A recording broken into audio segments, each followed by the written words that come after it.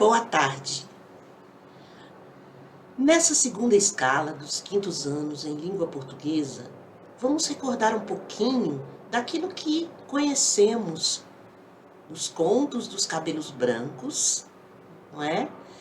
Do nosso sábio e escritor Nasruddin, que escreveu histórias há mais de 800 anos. Hoje nós vamos trazer, para compreendermos mais um pouquinho, como esse escritor inspirou outros escritores e como esse escritor trabalha diante dos seus contos. As mensagens dos contos de Nasruddin são chamadas de mensagens implícitas e elas se dividem em 3 temáticas, em 3 temas. E, portanto, essas mensagens que são implícitas precisam ser descobertas. Essa é a grande ideia de Nasruddin. Seus contos são sempre contos de humor, muito bem-humorado, mas que trabalha sobre a realidade. Em muitas mensagens nós encontramos as sutilezas, as façanhas e as gaiatices de Nasruddin. Ele inspirou um grande escritor chamado Miguel de Cervantes, que nós vamos contar a história dele hoje. E vamos ver também um reconto escrito pela Heloísa Pirietto, que trata de Dom Quixote, uma história muito contemporânea, recontada por ela, mostrando a importância dessa obra para todos nós. Vamos lá para a nossa primeira cena. Nesse slide, eu trago aqui os contos de humor do Mullah Nasruddin. O Mullah significa sábio, ou mestre. E o Nasruddin, ele vem de uma região do Oriente, lá da Turquia. E as suas façanhas, os seus contos, que também podem ser gaiatices e sutilezas, como eu já falei, eles se encontram nesses livros, reproduzidos pelo Idris, que reconta, e faz a tradução dos seus contos. Então, o Idris Shah, no seu primeiro livro, que trata de façanhas, evidentemente ele trata de proezas, de conquistas, de tiradas, de feitos. No segundo, que ele trata sobre contos que envolvem gaiatices, mostram as traquinagens, as diabruras, o quanto que Nasruddin é maroto e faz as suas marotagens. E as sutilezas, que são as extremas delicadezas dos seus contos, a agudeza de inteligência de espírito que ele utiliza para contar. E, com isso, nós vamos então descobrindo por trás dos seus pequenos contos, às vezes de 5 linhas, o quanto de mensagem ele pode nos ensinar. Esse conto aqui, A Bolsa Mágica, do Mullah Nasruddin, é um conto que trata da temática façanhas, onde ele descobre no mercado que um ilusionista vendia essas bolsas, que são conhecidas como embornal. O embornal é uma mala, meio bolsa, muito utilizada pelos viajantes, pelos mascates, por aquelas pessoas que muitas vezes vêm na nossa casa para detetizar, evitando que o mosquito da dengue venha colocar os seus ovos nas nossas partes da nossa casa. E então, esse embornal, que é uma bolsa, muitas vezes também utilizada sobre os animais, dos viajantes, daqueles que andam a cavalo, que viajam muito longe, Ele então disse que esse embornal que ele estava vendendo era um embornal mágico, era uma bolsa mágica. E ele disse, olha, de dentro dela eu posso tirar muitas coisas. E mostrou que ele poderia tirar um coelho, uma planta.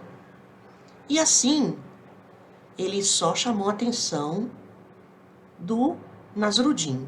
Se você realmente quer comprar essa bolsa, não a irrite. Essas bolsas são temperamentais. E aí, o Nasrudin, mais do que depressa, comprou a bolsa e saiu pela sua viagem.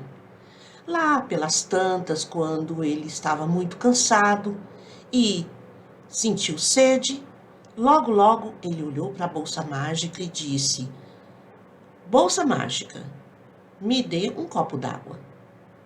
Abriu a bolsa e não apareceu nada. E ele disse: Puxa vida, não se irrite comigo, eu não sou boa pessoa para tratar sobre mágicas. Por favor, será que você só faz mágicas se eu te pedir para me dar um coelho? E abriu a bolsa novamente e não havia nenhum coelho. Então ele lembrou de um tempo atrás, quando o seu burro ficou irritado, ele lhe comprou um embornal. Então voltou à cidade montado no burro e comprou um burro para um novo embornal. E alguém o perguntou: O que está fazendo com os 2 burros? E ele respondeu: Não são 2 burros. É um burro com seu embornal e um embornal com seu burro. Ora, o que será que Nasrudin quis dizer com essa lembrança?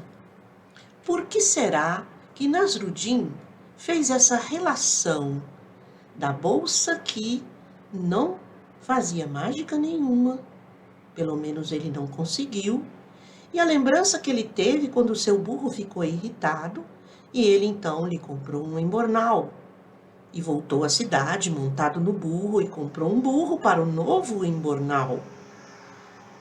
Realmente, ele responde ao perguntarem por que 2 burros, e ele então afirma: não são 2 burros, é um burro com seu embornal e um embornal com seu burro.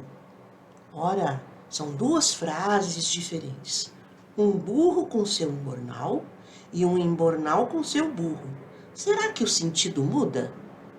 Será que há um novo sentido por trás dessa afirmação? Vamos pensar e vamos descobrir o que será que Nasrudin quer dizer com isso. Quando descobrimos essas coisas, nós estamos interpretando a história. Nós estamos pensando sobre ela, lembrando de conhecimentos que nós já tivemos, para que possamos dar, então, uma interpretação a essa história. Continuando, aqui nós temos uma tira em quadrinho de um pedacinho também de um conto de Nasrudin, onde ele está sentado conversando com vários homens, ali, e ele dizendo para eles que ele sabe muito bem das façanhas que ele aprontou lá no Oriente, Então, vocês vão ler esse quadrinho e vão perceber o quanto que Nasrudin, ele faz uma brincadeira com as palavras, com os contextos. Estão vendo? Olha aí. Qual foi a resposta dele? Todo mundo esperava uma resposta e ele deu outra resposta. Nesse próximo slide, as gaiatices também de Mullah Nasrudin, elas fazem parte dos seus contos. E esse aí é um pequeno conto. Quando perguntam para ele: quantos anos você tem, Mullah? Ele responde: 40. Mas você disse a mesma coisa da última vez que perguntei há 2 anos. Sim, eu sempre sustento aquilo que digo. Veja que a última frase de Nasrudin é uma frase que dá 2 sentidos, Ele realmente está sustentando o que ele disse durante 2 anos, que ele tem 40 anos, Mas geralmente quando nós afirmamos algo, queremos sustentar uma ideia, ela se baseia numa verdade, não é mesmo? Então ele diz, eu sempre sustento aquilo que eu digo. Será que realmente isso é uma verdade? Ou ele se aproveitou disso, né, para dizer que aqueles 40 anos são uma verdade? Mais uma vez ele faz do leitor ou daquele que está conversando com ele uma gaiatice, uma brincadeira, né? Ele é muito gaiato. No slide 5, eu vou contar para vocês duas histórias. Uma é a identidade equivocada e a outra, o que restou. Fazem parte da terceira temática da obra de Nasrudin. Então, ouça com atenção a história para que a gente possa descobrir qual é a interpretação desse conto. E aí, quando você ouvir as duas histórias, você vai pegar o seu caderno de português e vai escrever qual é a mensagem, como você interpretou, como você entendeu, como você compreendeu esse conto. O que realmente Nasrudin está querendo nos dizer? Assim você também vai fazer com o segundo conto, que é O que Restou. Então, vamos ouvir? Preste atenção. Mullah Nasrudin estava muito doente e todos pensavam que ele ia até morrer. Sua esposa vestiu trajes de luto e começou a chorar e se lamuriar. Somente Mullah Nasrudin estava tranquilo.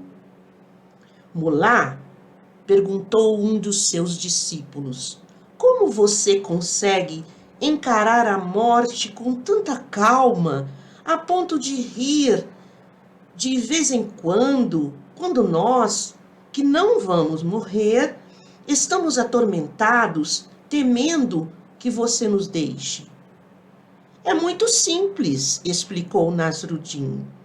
Enquanto eu estou aqui deitado, olhando para vocês, digo para mim mesmo em pensamento, eles todos estão com uma aparência tão horrível que tenho quase certeza que o anjo da morte, quando vier me visitar, confundirá pelo menos um deles com a sua presa, de tão feios que estão, e deixará o velho Nasrudin aqui por mais algum tempo. E riu de todos. O segundo conto, O que Restou, diz assim. Mullah Nasrudin foi até um mercado de burros. Você está no mercado de burros à procura de burros? Perguntou o mercador. Sim, respondeu Nasrudin. Qual desses animais extraordinariamente belos o senhor deseja? Alto lá, senhor mercador. Só um instante, pediu Mullah. Quero que me mostre os piores burros que você tem. Então, ele apontou. Aqueles são os piores. Nasrudin então concluiu. Muito bem, então eu levarei o resto. O que será e por que será que Nasrudin respondeu dessa forma e agiu dessa maneira? Escreva no seu caderno de língua portuguesa, onde tiver anotações de roteiro, e compartilhe em sala de aula com seus colegas.